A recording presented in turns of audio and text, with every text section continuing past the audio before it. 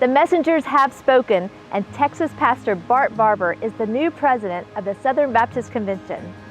Barber received 3,401 votes on a second runoff ballot last night, garnering 60.87% of the 5,587 total runoff votes cast. At the time of the runoff election, 8,098 messengers were registered.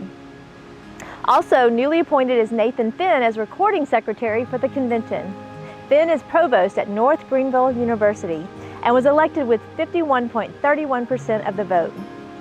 Following the Sexual Abuse Task Force report, messengers overwhelmingly approved the two recommendations proposed by the task force to appoint an Abuse Reform Implementation Task Force and develop a ministry check database of what is being described as the credibly accused. The approval came after lengthy discussion and one amendment to tweak the wording to change guidepost recommendations to best practices.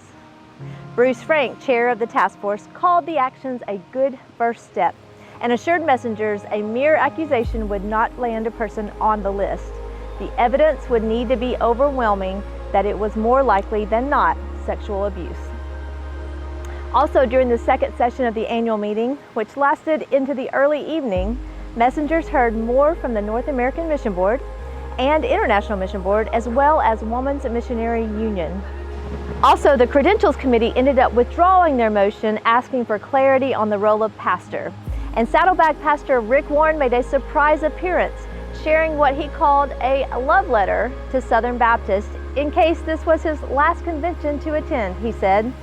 Saddleback is currently being reviewed by the Credentials Committee because of 3 female staff members who were ordained in 2021. While they are not serving in a lead pastor role, their titles do include the word pastor. Be sure to follow the Baptist Paper on social media for the latest news and keep up with what's going on today at thebaptistpaper.org/SBC 2022.